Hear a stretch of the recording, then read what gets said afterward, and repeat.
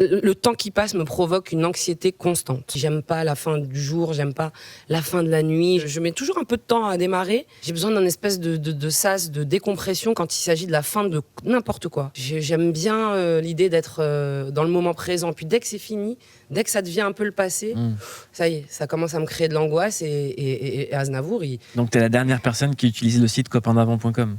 Ah non, mais par contre, je suis pas comme ça. C'est pas vrai. Non. J'essaye pas de recréer le passé. Je le laisse partir, je le regarde, c'est ça qui me crée de la nostalgie. Mais j'essaye pas de vivre dedans. Et quand on est maman, comment est-ce qu'on voit ses enfants grandir quand on a un état de nostalgie permanente ? Horrible. C'est horrible. Si tu leur dis, tu te rappelles quand t'avais 5 ans ? Bah, elles ont 5 ans. Tu te rappelles quand t'avais 3 ans ? Non, mais c'est vrai que j'essaye de soigner ça parce que je me rends compte que ça peut provoquer chez les autres de la tristesse pour le coup. Moi, j'arrive à dealer avec parce que ça me rend pas triste. Mais ça rend triste des gens, hein, le passé. Au moment des débuts du premier album, le mot R&B s'était parlé comme une extraterrestre en France. Maintenant, les gens parlent de pop urbaine alors que ça reste du R&B. C'est dans la pure tradition de ce qui se fait aux États-Unis. Pourquoi c'est aussi compliqué d'imposer cette culture ? Parce que le public français n'est pas un public afro-américain. Je pense que c'est une musique qui est chère dans le cœur de pas mal de gens, mais c'est pas la musique du grand public français. Il y a des amoureux du R&B, j'en fais partie, mais je pense qu'on peut pas faire du R&B à proprement dit. On peut pas faire du R&B 100%, c'est pas possible. Toi, c'est ton école, ta technique vocale. Qu'est-ce qui explique que toi, t'as réussi à toucher le cœur des Français et le grand public ? Je pense que j'ai pas fait du R&B. Ouais. J'ai pris ce qui me touche dans le R&B, les chœurs, vraiment tout ce qui me fait triper moi dans les disques, les meilleurs disques de R&B, et j'ai combiné avec ce qui me fait triper dans la chanson française. Et je me suis dit je vais pas faire de choix. Au départ, c'était mon talon d'Achille, c'était que je faisais pas ce choix-là et qu'on me le reprochait beaucoup. Ils disaient mais t'es une chanteuse de R&B, t'es une chanteuse de variété. En fait, on comprend pas d'un single à l'autre, on sait pas où tu vas. C'est quoi ton identité ? On m'a même taxé de schizophrène musical. Pourquoi ? Parce que justement, je faisais pas de choix. Ça veut dire que ça allait des fois un peu plus vers le R&B, des fois un peu plus vers la variété. Et puis j'étais très bien comme ça, je me sentais vraiment à la maison. Et puis finalement, aujourd'hui, cette variété urbaine, c'est ça. C'est un doux mélange entre les influences R&B, en tout cas afro-américaines, parce que c'est pas que le R&B, c'est aussi le hip-hop, c'est aussi la soul, la new jack, la funk, et la chanson française plus classique qu'on connaît, avec laquelle on a grandi ici. En tout cas, je viens de compter, le mot R&B a été prononcé plus de 48 fois. C'est un record aujourd'hui. Tu dis partout quelque chose d'assez intéressant. Ce nouvel album Vivante, tu dis, c'est mon nouveau premier album, alors que c'est le 7e.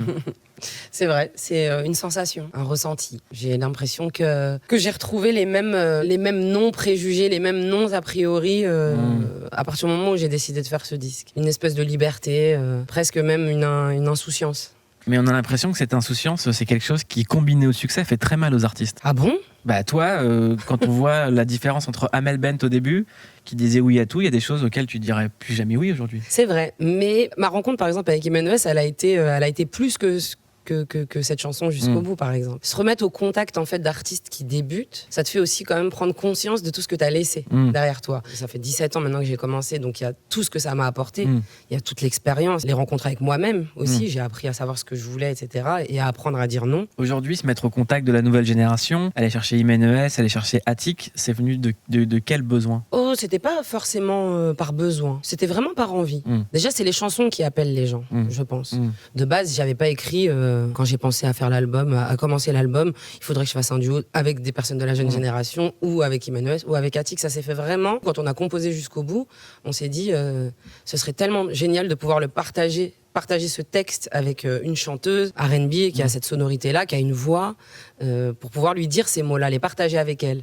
Ça va prendre un super sens, ça va donner un sens à la chanson qu'elle n'a pas si je la chante toute seule en tout cas. Amel, un morceau pour te faire plaisir, c'est le morceau La Bohème de Charles Aznavour. On l'écoute et on en parle juste après. Pourquoi Amel Bent, à chaque fois qu'on écoute Charles Aznavour, on est deep ? Parce que pour moi, c'est le digne conteur de la mélancolie.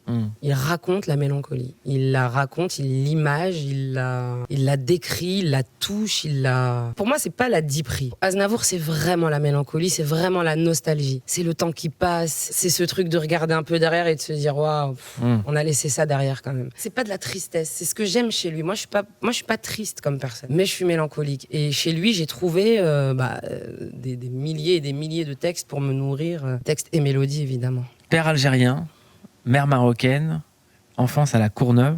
C'était comment? C'était bien. Ouais, c'était bien. Qu'est-ce qui était bien? D'être enfant déjà. C'est pas mal. Être enfant, c'est être insouciant, c'est ne pas vraiment comprendre ce qui se passe, c'est à la fois subir et en même temps se laisser guider beaucoup. Moi j'aimais bien être dans les bras de ma mère en fait. J'avais cette sensation d'être protégée pour la fin des temps. J'aimais bien son parfum, j'aimais bien. On pouvait être dans le PC à la rentrée du boulot, à me récupérer à minuit. On était dans le PC2, porte de Clignancourt. Le bus qui à l'époque faisait tout le périphérique. Les maréchaux. Ouais. Et dans ses bras, en fait, j'étais bien. En fait. Mais j'ai bien aimé l'idée d'être enfant. J'ai moins aimé l'adolescence, mais enfant, j'ai beaucoup aimé. Pourquoi c'était plus compliqué l'adolescence? Parce que tu commences à raisonner. Tu commences à comprendre qu'il y a autre chose de l'autre côté du périph'. Tu commences à comprendre que la vie que tu mènes, c'est pas la normalité, c'est juste une condition parmi plein d'autres, que tu peux changer ta vie. Est-ce que tu vas réussir à changer ta vie? Est-ce que tu peux aider les tiens? Est-ce que tu peux... Moi, j'avais ce besoin viscéral de faire que ma mère se sente aussi bien dans mes bras que moi dans les siens. J'avais envie de lui changer sa life, quoi. Et c'était quoi le premier déclic de cette prise de conscience? Le premier, j'ai pas eu de déclic. Hein. Il n'y a pas eu un déclic, non. C'est quelque chose qui est venu comme ça, que j'ai ressenti. Et je savais pas comment j'allais. Je savais que j'allais, mais je savais pas comment j'allais. Et j'ai été longtemps managée par un mec qui s'appelle Benjamin Chulvani, qui à un moment donné m'a dit: je peux plus rien faire pour toi. Je t'aime, mais j'y arrive pas. Je sens que t'as pas envie d'aller faire des téléfilms ou d'avoir ta tête sur des paquets de lessive. Je sens que t'as encore envie de chanter, mais je sais pas si demain tu pourrais encore vendre des disques. Et il a été honnête avec moi. Et à la même période, je rencontre des gens qui travaillent dans une boîte qui s'appelle Indifference Prod. C'est un peu l'équipe de Gims, Vita, Dadju, Slimane, Camélia Jordana. Et on se parle un petit peu, et puis je fais un rendez-vous avec eux, et puis je me dis, waouh, un espèce de feeling. Ouais, une sensation. Je me suis dit, oulala, je pense que je vais souffrir avec ces gens-là. Ils vont me bousculer. Ils vont me bousculer, vraiment. Mais est-ce que c'est pas le moment d'être bousculé, justement? Est-ce que c'est pas le moment d'arrêter d'aller tout le temps enregistrer mon album avec les mêmes gens, le même ingé, dans le même micro depuis 15 ans? Est-ce qu'il faut pas que je bouge un peu? Et avec eux, je l'ai fait. Est-ce qu'un artiste doit être forcément en adéquation avec des chiffres? Bon, c'est le principe même du commerce. Hein. C'est toujours difficile de vendre sa vie. C'est bizarre de devoir quantifier ton âme que tu as mis dans un produit. Mais ça reste un produit, il faut le vendre.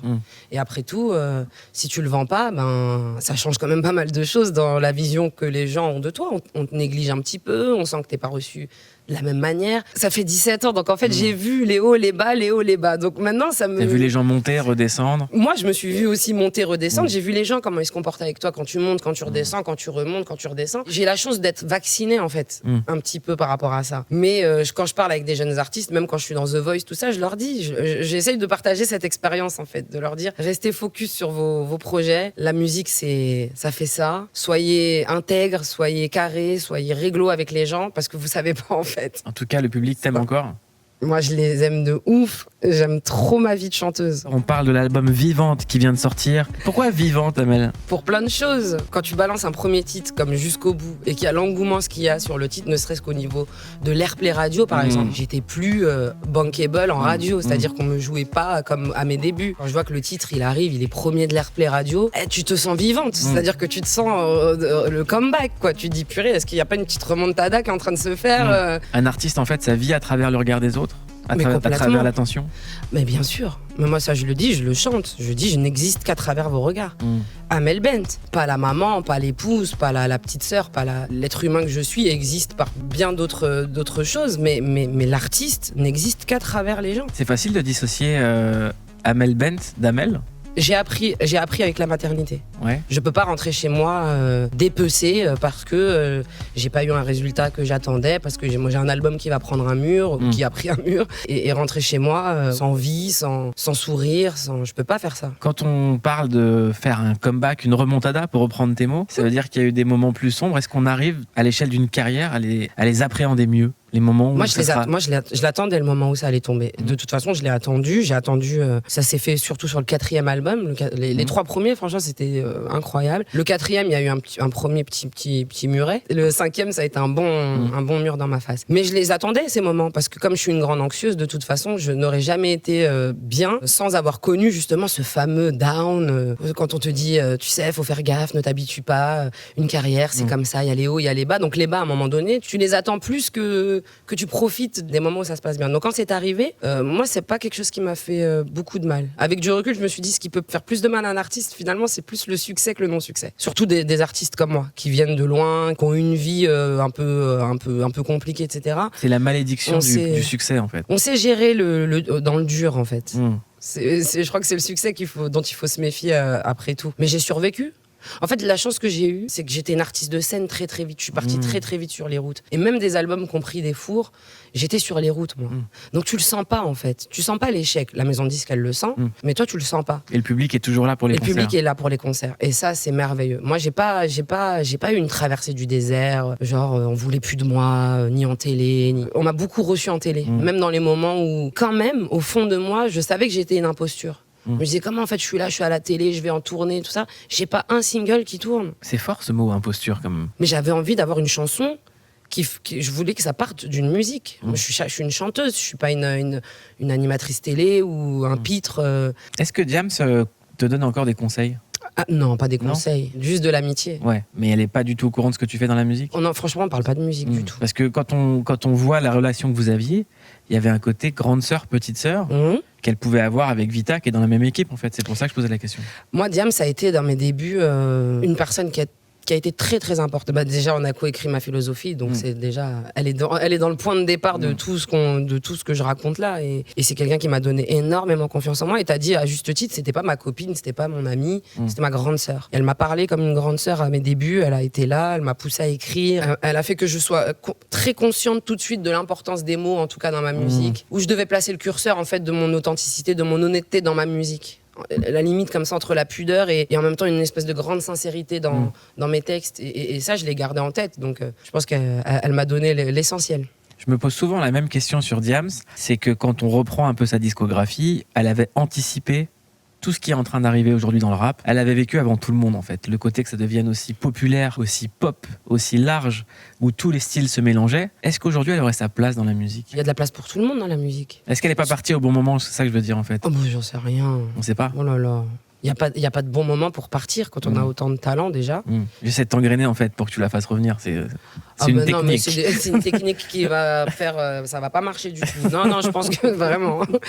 Non, mais évidemment, sa musique nous manque à tous. On s'imagine tous ce qu'elle aurait pu apporter encore par la suite. Mais mine de rien, ce qu'elle laisse, c'est quand même merveilleux. C'est une discographie incroyable, des textes incroyables qui effectivement résonnent toujours plus vrai et toujours plus fort année après année. Donc non, c'est vraiment... Je pense que c'est quelqu'un qui a compté énormément dans le paysage musical et qui a fait beaucoup pour la musique urbaine. On a demandé à Amel Bent et à Sopico de nous interpréter 2 textes qu'ils aiment. J'ai perdu la tête alors que tu voulais la voir. Cette fille c'est d'où je viens, moi je sais pas où je m'attache. Tu m'as dit je saigne, si tu m'attends je serai là ce soir. Je sais je suis pas pardonné, mais je suis patient, j'ai la foi, tu vois. Si c'est toi ou moi c'est pareil.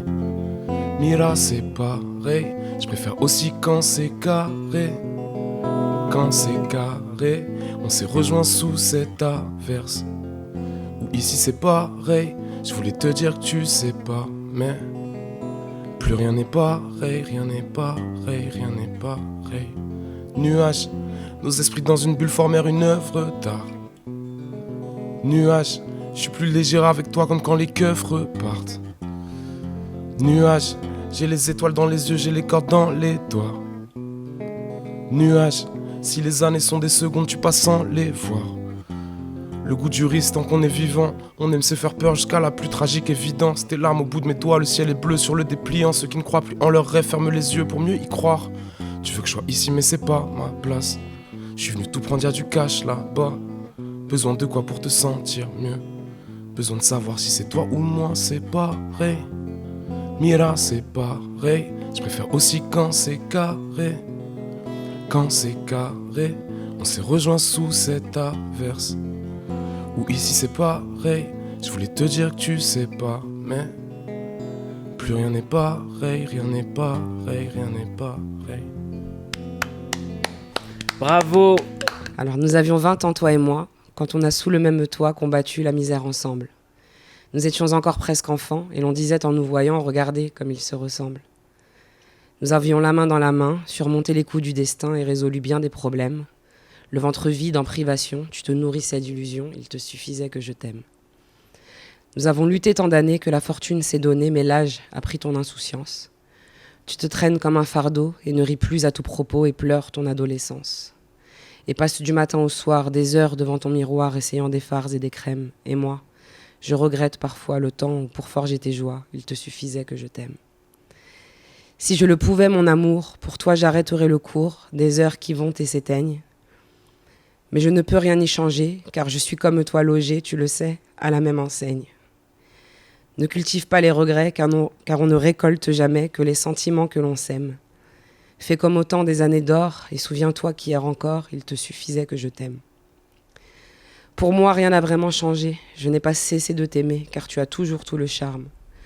Que tu avais ce jour béni où devant Dieu tu as dit oui, avec des yeux baignés de larmes. Le printemps passe, et puis l'été, mais l'automne a des joies cachées qu'il te faut découvrir toi-même. Oublie la cruauté du temps et rappelle-toi qu'à 20 ans, il te suffisait que je t'aime. Vous avez un point commun tous les deux. Sopico, tu n'as pas pris de cours de musique. Amel Bent, moi ça m'a toujours fait halluciner. Tu n'as pas pris de cours de chant. Non. Par la suite, j'ai compris qu'il y avait quand même des lacunes techniques et que c'était important. Tant que tout va bien, tout va bien. Et le jour en fait où il y a un petit souci, t'es content de pouvoir t'appuyer sur des vraies connaissances, une vraie connaissance de soi, une vraie connaissance de l'écriture musicale ou de ce qui se passe dans ton corps quand tu chantes. Et là, Amel Bent, tu vas nous prendre pour des mentalistes parce que j'ai des citations de Sopico. Sopico a dit « Quand t'es un artiste, tu dévoiles plus à tes inconnus qu'à tes proches ». C'est exactement ce que je dis tout le temps. C'est concret en fait, on dévoile à des inconnus pour un peu aussi dévoiler à nos proches. Donc c'est un sentiment particulier. Moi, mes parents, ils étaient à distance, ils avaient du recul un peu par rapport à ce que je faisais. Enfin, ils n'étaient pas au contact du truc au début. Et après, quand ça a commencé à devenir un peu plus sérieux et qu'ils sont venus, ils ont découvert. J'ai l'impression que ce qui est marrant, c'est que j'étais tout le temps avec eux, mais qu'ils ont découvert après tout le monde, après les premières personnes, le public et les gens avec qui je bossais à l'époque, tu vois. Donc je suis entièrement d'accord avec ça. Je pense que ça changera jamais. Pareil, Amel ? Ah ouais, carrément. Moi, j'ai eu la même histoire. C'est-à-dire que ma mère, tout le monde lui disait « Votre fille, il faut absolument faire quelque chose.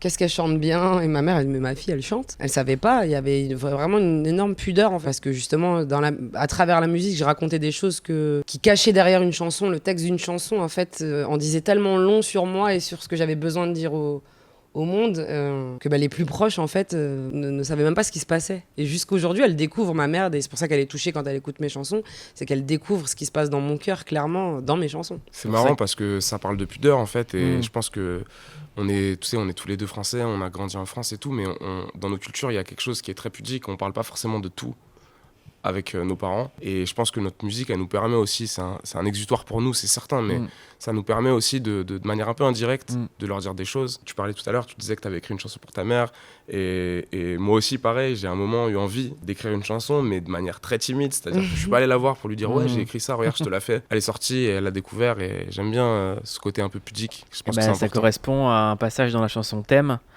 Les chansons les plus fragiles sont les plus légendaires. Ouais, je le pense, ça, sincèrement. Les chansons que j'aime le plus, elles sont remplies de failles, elles sont remplies que ce soit de la pudeur ou une vision parfois qui est un peu soit nostalgique, soit qui parle de nos déceptions.